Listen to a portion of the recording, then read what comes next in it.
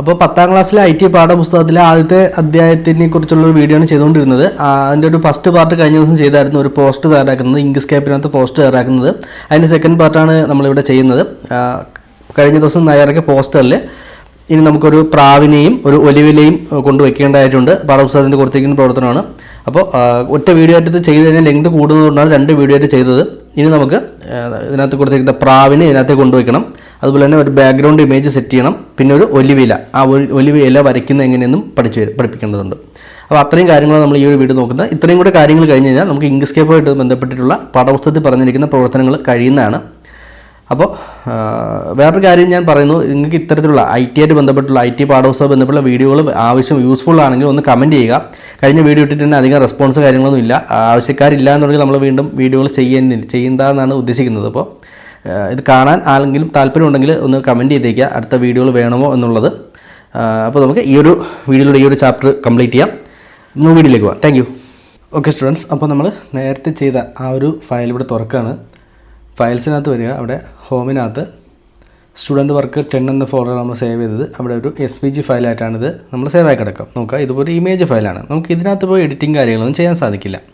നമുക്ക് ഇതിനകത്ത് എഡിറ്റിംഗ് കാര്യങ്ങളൊക്കെ ചെയ്യണമെന്നുണ്ടെങ്കിൽ നമ്മൾ നേരെ ഇങ്ക്സ്കേപ്പിനകത്തേക്ക് തുറക്കണം.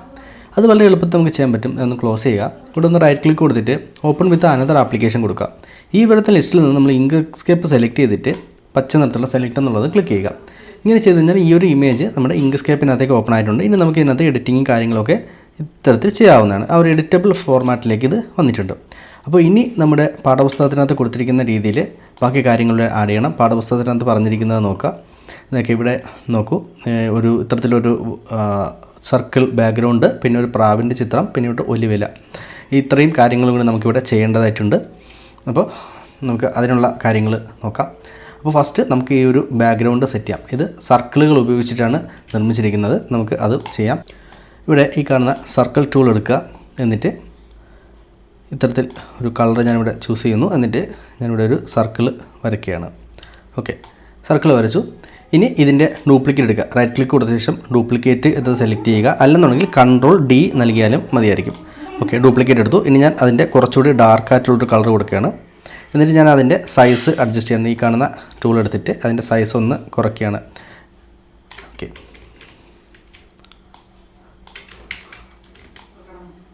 ഇത്തരത്തിൽ അതിൻ്റെ സൈസ് ഒന്ന് കുറച്ചു. ഇനി ഞാൻ വീണ്ടും അതിൻ്റെ ഡ്യൂപ്ലിക്കേറ്റ് എടുത്തിട്ട് Ctrl+D കൊടുത്തു അതിൻ്റെ ഡ്യൂപ്ലിക്കേറ്റ് എടുക്കുക. അല്ലെന്നുണ്ടെങ്കിൽ ഈ കാണുന്ന ഇതിൽ ക്ലിക്ക് ചെയ്തുകൊണ്ട് ഡ്യൂപ്ലിക്കേറ്റ് എടുക്കുക. അതിൻ്റെ കളർ ഞാൻ കുറച്ചുകൂടി ഒന്ന് ഡാർക്ക് കളർ സെലക്ട് ചെയ്യുകയാണ്. എന്നിട്ട് വീണ്ടും അതിനെ ഒന്ന് ചെറുതാക്കുകയാണ്. ഇത്തരത്തിൽ ഞാൻ ചെറുതാക്കി. ഇനി വീണ്ടും ഞാൻ അതിൻ്റെ ഡ്യൂപ്ലിക്കേറ്റ് ക്രിയേറ്റ് ചെയ്യുകയാണ്. എന്നിട്ട് കുറച്ചുകൂടി ഡാർക്ക് കളർ ഞാൻ സെലക്ട് ചെയ്തു. അതൊരു അല്പം കൂടി ഞാൻ സൈസ് കുറയ്ക്കുകയാണ്. ഈ ആരോ മാർക്ക് പിടിച്ച് അകത്തേക്ക് ആയിക്കഴിഞ്ഞാൽ സൈസ് കുറയ്ക്കാൻ പറ്റും.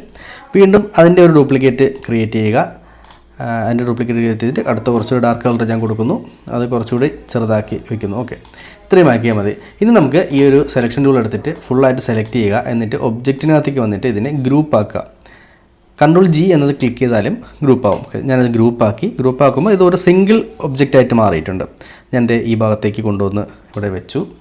ഓക്കെ, ഇനി നമുക്ക് നമ്മുടെ പാഠപുസ്തകത്തിനകത്ത് കൊടുത്തിരിക്കുന്ന കണക്ക് ഈ ഒരു പ്രാവിൻ്റെ ചിത്രം കൊണ്ടുവരണം. പ്രാവിൻ്റെ ചിത്രം നമ്മുടെ കമ്പ്യൂട്ടറിനകത്ത് സേവായി കിടപ്പുണ്ട്. അത് കൊണ്ടുവരാൻ വേണ്ടി ഫയലിനകത്തേക്ക് വരിക, ഓപ്പൺ എന്നത് ക്ലിക്ക് ചെയ്യുക.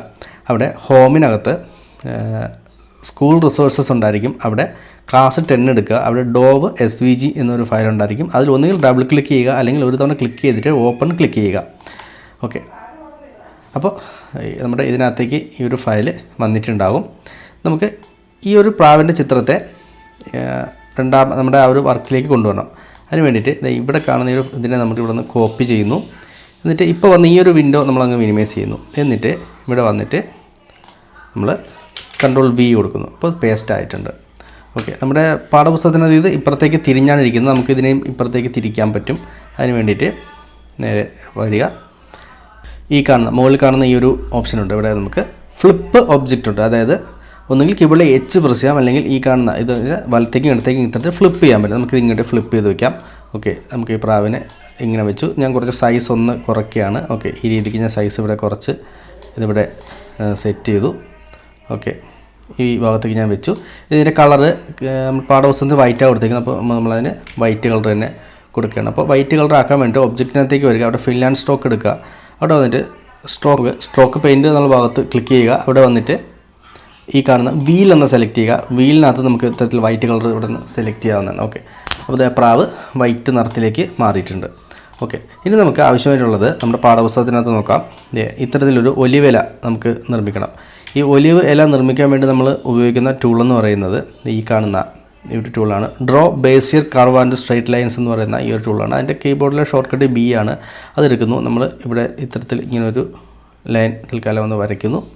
ഓക്കെ, നമുക്ക് ഇനി ഇതിനെ ഒന്ന് വളഞ്ഞ രീതിയിൽ കർവാക്കി മാറണം. അതിന് വേണ്ടിയിട്ട് ഈ കാണുന്ന എഡിറ്റ് പാത്ത് നോട്ട്സ് ടൂൾ എടുക്കുന്നു. എന്നിട്ട് ഇതിനെ ഇത്തരത്തിൽ ഈ രീതിക്കൊന്ന് ഇവിടേക്കൊന്ന് വളയ്ക്കുന്നു. ഈ ഭാഗത്ത് ക്ലിക്ക് ചെയ്തിട്ട് അപ്പോൾ ഒരു വളഞ്ഞ രീതിക്കുള്ളൊരു ഇത് ഞാൻ തയ്യാറാക്കിയിട്ടുണ്ട്. ഇനി നമുക്കിതിനെ പച്ച നിറത്തിലേക്ക് മാറ്റേണ്ടതുണ്ട്. അപ്പോൾ അതിന് വേണ്ടിയിട്ട് ഇവിടെ ഒബ്ജക്റ്റിൻ്റെ വീഡിയോ ഇവിടെ ഫിൽ ആൻഡ് സ്ട്രോക്ക് എടുക്കുക. ഇവിടെ സ്ട്രോക്ക് പെയിൻറ്റ് എന്നുള്ള സെലക്ട് ചെയ്തിട്ട് പച്ച സെലക്ട് ചെയ്യുന്നു കൊടുക്കുന്നു. ഓക്കെ, എന്നിട്ട് സ്ട്രോക്ക് സ്റ്റൈൽ എന്ന ഭാഗത്ത് വന്നിട്ട് ഇവിടെ സൈസ് കുറച്ചൊന്ന് കൂട്ടുകയാണ്. 1 കൊടുക്കുന്നു, എൻ്റർ പ്രസ് ചെയ്യുന്നു. ഓക്കെ, അവിടെ പച്ച സെലക്ട് ചെയ്ത് കൊടുത്തു. ഫിൽ കളറൊന്നും കൊടുക്കേണ്ടതില്ല, സ്ട്രോക്ക് മാത്രമായിട്ട് നമുക്കിവിടെ ഗ്രീൻ കളർ സെലക്ട് ചെയ്ത് കൊടുത്തു. എന്നിട്ട് ഇവിടെ സ്ട്രോക്ക് സ്റ്റൈലിൻ്റെ ഭാഗത്ത് വന്നിട്ട് നമുക്ക് കുറച്ചുകൂടി തിക്നെസ് കൂട്ടണമെങ്കിൽ അതിനനുസരിച്ച് കൂട്ടാവുന്നതാണ്. ഞാൻ 1.3 കൊടുത്തു, എൻ്റർ കൊടുത്തു. ഓക്കെ, അത്രയും മതിയാവും. ഇനി നമുക്കിവിടെ ലീഫ് വരയ്ക്കണം. നമ്മുടെ പാഠപുസ്തകത്തിൽ കൊടുത്തിട്ടുള്ളത് നോക്കുക. ഈ ഒരു ചിത്രത്തിൽ ഇതിനകത്ത് ലീഫുകൾ വെച്ചിട്ടുണ്ട്. അപ്പോൾ നമുക്ക് ലീഫ് വരയ്ക്കണം. ലീഫ് വരയ്ക്കാൻ വേണ്ടിയിട്ട് ഒരു എളുപ്പ വഴി നമ്മളിവിടെ എടുക്കുന്നത് സർക്കിൾ ഉപയോഗിച്ചാണ് നമ്മുടെ ലീഫ് വരയ്ക്കാൻ ഉദ്ദേശിക്കുന്നത്. കാണിച്ചു തരാം. ഇവിടെ നമുക്ക് ഇലകൾ വരയ്ക്കാൻ വേണ്ടിയിട്ട് നേരെ സർക്കിൾ എടുക്കുക. ഇവിടെ ഞാനൊരു സർക്കിൾ വരയ്ക്കുകയാണ്. അതിന് മുമ്പായിട്ട് ഇവിടെ ഒപ്പാസിറ്റിയിലേക്ക് വന്നിട്ട് ഇവിടെ ഈ താഴെ ഒപ്പാസിറ്റി ഈ താഴെ കാണുന്ന ഇത് 50 ആക്കി കൊടുക്കുക. ഇപ്പം 100 എടുക്കുക, അത് മാറ്റി ഞാൻ ഇവിടെ ഒരു 100 കിടക്കുക, അത് മാറ്റി ഞാൻ 50 ആക്കിയിട്ടുണ്ട്. ഓക്കെ, ഞാൻ ഇവിടെ ഒരു സർക്കിൾ വരച്ചു. ഓക്കെ, കൃത്യമായ രീതിക്കൊരു സർക്കിൾ ഞാനിവിടെ വരച്ചെടുത്തു. ഇനി നമുക്ക് ഈ സർക്കിളിനൊരു ഡ്യൂപ്ലിക്കേറ്റ് എടുക്കുക. റൈറ്റ് ക്ലിക്ക് കൊടുത്തിട്ട് ഡ്യൂപ്ലിക്കേറ്റ് കൊടുക്കുക.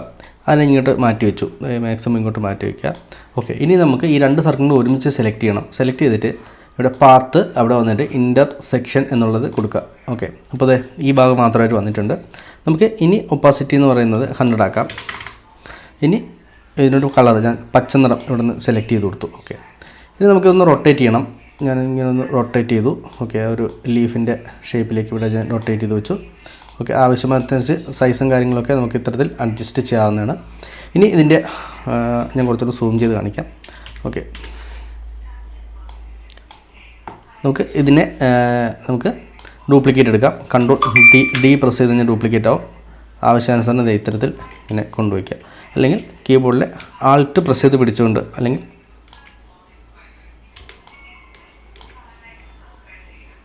വീണ്ടും കൺട്രോൾ ഡി കൊടുക്കുന്നു. എപ്പോഴും ഡയറക്റ്റ് ക്ലിക്ക് കൊടുത്ത് ചെയ്യുന്നേക്കാളും എളുപ്പം കൺട്രോൾ ഡി കൊടുക്കുന്നതായിരിക്കും.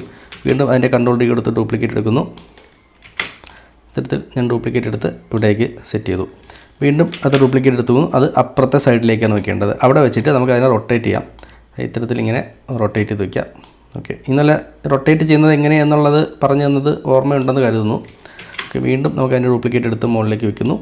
വീണ്ടും ഡ്യൂപ്ലിക്കേറ്റ് എടുത്ത് അതിൻ്റെ മുകളിലേക്ക് വെക്കുന്നു. വീണ്ടും ഡ്യൂപ്ലിക്കേറ്റ് എടുത്ത് മുകളിലേക്ക് വെക്കുന്നു. കൃത്യമായ രീതിക്ക് അറേഞ്ച് ചെയ്ത് വെക്കുന്നു. വീണ്ടും ഡ്യൂപ്ലിക്കേറ്റ് എടുക്കുന്നു, അതിൻ്റെ മുകളിലേക്ക് വെക്കുന്നു. ഓക്കെ, ഇത് അങ്ങോട്ടും ഇങ്ങോട്ടൊക്കെ മൂവ് ചെയ്യാണ്ട് കീബോർഡിൽ മൂവ് കീയും ഉപയോഗിക്കാവുന്നതാണ്. ഓക്കെ, ഞാൻ വീണ്ടും ഇതിൻ്റെ ഡ്യൂപ്ലിക്കേറ്റ് എടുത്തിട്ട് ഒരെണ്ണം ഇപ്പുറ സൈഡിലേക്ക് കൊണ്ടുവന്ന് റൊട്ടേറ്റ് ചെയ്ത് വയ്ക്കുകയാണ്. ഓക്കെ, അപ്പോൾ നമ്മളത് സെറ്റ് ചെയ്ത് കഴിഞ്ഞു. ഇനി നമുക്ക് ഇതിനൊരു ഗ്രൂപ്പ് ആക്കണം. ഫുള്ളായിട്ട് ഞാൻ സെലക്ട് ചെയ്യുന്നു. എന്നിട്ട് കീബോർഡിൽ കൺട്രോൾ ജി പ്രസ് ചെയ്യുക. അല്ലെന്നുണ്ടെങ്കിൽ ഒബ്ജക്റ്റിനകത്തേക്ക് വന്നിട്ട് ഗ്രൂപ്പ് കൊടുക്കുക. ഓക്കെ, അപ്പോൾ അത് ഗ്രൂപ്പായി മാറിയിട്ടുണ്ട്. ഇനി നമുക്കിതിനെ സെലക്ട് ചെയ്തുകൊണ്ടുവന്ന് പ്രാവിൻ്റെ അടുത്തേക്ക് കൊണ്ടുവന്ന് വയ്ക്കാം. ഇപ്പോൾ പ്രാവിനേക്കാളും ഇത് വലിയ സൈസ് കൂടിയിരിക്കുകയാണ്. നമുക്ക് കുറയ്ക്കണം. അത് ഇവിടെ വന്നിട്ട് ജസ്റ്റ് ഒന്ന് ഇങ്ങനെ സെലക്ട് ചെയ്ത് ഒന്ന് സൈസ് കുറയ്ക്കാവുന്നതാണ്. അതായത് ഈ ഒരു ഒലിവിലയെ സെലക്ട് ചെയ്തിട്ട് നമുക്ക് ഇത്തരത്തിൽ ഒന്ന് സൈസ് കുറയ്ക്കാം. ഇനി നമുക്ക് മൂവ് ചെയ്തുകൊണ്ട് ഇവിടെ വയ്ക്കാം. അപ്പോൾ പ്രാവ് നമ്മുടെ ഇലയുടെ അടിയിലാണ് ഇരിക്കുന്നത്. അങ്ങനെ ഇരിക്കാൻ പാടില്ല. നമുക്ക് പ്രാവിനെ ഇതിൻ്റെ മുകളിലേക്ക് കൊണ്ടുവന്നു. അപ്പോൾ നമുക്ക് ഇലയെ താഴേക്ക് കൊണ്ടുവന്നാൽ മതി. അതിലെ സെലക്ട് ചെയ്തിട്ട് പേജ് ഡൗൺ ഒന്ന് പ്രസ് ചെയ്യുന്നു. അപ്പോൾ നമുക്ക് അത് അകത്തേക്ക് പോയിട്ടുണ്ട്. ഞാൻ സൂം ചെയ്ത് കാണിച്ചു തരാം. കണ്ടോ? അപ്പോൾ പ്രാവ് അങ്ങനെ ആയിട്ടുണ്ട്. നമുക്ക് പാഠപുസ്തകത്തിൽ നോക്കാം എങ്ങനെ വന്നേക്കുന്നതെന്ന്. കണ്ടോ? ഈ രീതിക്ക് സെറ്റ് ചെയ്തിട്ടുണ്ട്. ഓക്കെ, സൂം ഔട്ട് ആക്കാം. കണ്ടോ? അപ്പോൾ നമ്മൾ പറഞ്ഞ ആ ഒരു പ്രവർത്തനം ഇവിടെ ചെയ്തിട്ടുണ്ട്. അപ്പോൾ ഇങ്ങനെയാണ് നമ്മൾ വലിയ വിലയും അതുപോലെ തന്നെ ഈ ഒരു പ്രാവിനെയൊക്കെ ഇതിനകത്ത് കൊണ്ടുവച്ച് സെറ്റ് ചെയ്യുന്നത്. ഇനി നമുക്കിതിനെ സേവ് ചെയ്യാവുന്നതാണ്. സേവ് ചെയ്യുന്ന സമയത്ത് നമുക്ക് ശ്രദ്ധിക്കേണ്ട കാര്യമുണ്ട്. അപ്പോൾ ഇത് ഒരു PNG ഫയലായിട്ട് നമുക്ക് സേവ് ചെയ്യണം. അതിനുവേണ്ടി ഫുള്ളായിട്ട് ഞാൻ ഒന്ന് സെലക്ട് ചെയ്യുന്നു. എന്നിട്ട് ഫയലിനകത്തേക്ക് വരിക. അവിടെ വന്നിട്ട് എക്സ്പോർട്ട് PNG ഇമേജ് എന്നുള്ള കൊടുക്കുക. എന്നിട്ട് എക്സ്പോർട്ട് ആസ് എന്നുള്ളത് ക്ലിക്ക് ചെയ്യുക. അവിടെ നമുക്ക് സ്റ്റുഡൻറ്റ് വർക്ക് 10 എന്ന് പറയുന്ന ഫോൾഡറിനകത്താണ് സേവ് ചെയ്യേണ്ടത്. അവിടെ സേവ് ചെയ്ത് രജിസ്റ്റർ നമ്പറോ പേരോ എന്താണെന്ന് വെച്ചാൽ കൊടുത്തിട്ട് സേവ് ആക്കുക. ഓക്കെ, സേവ് ആയോ നമുക്ക് ചെക്ക് ചെയ്യാം. നേരെ വന്നിട്ട് ഇവിടെ ഹോമിനകത്ത് സ്റ്റുഡൻറ്റ് വർക്ക് 10 എന്ന് പറയുന്നതിനകത്ത് നമ്മൾ കൊടുത്ത ഫയലിൽ സേവ് ആയിട്ടുണ്ട്. കണ്ടോ, ഇത്തരത്തിൽ ഒരു ഇമേജ് ഫയലായിട്ട് സേവ് ആയിട്ടുണ്ട്. അപ്പോൾ ഇങ്ങനെയാണ് നമ്മൾ ഈ ഒരു പഠന പ്രവർത്തനം ചെയ്യുന്നത്. എന്തെങ്കിലും ഡൗട്ട് ഉണ്ടെങ്കിൽ താഴെ കമൻറ്റ് ചെയ്തേക്കുക.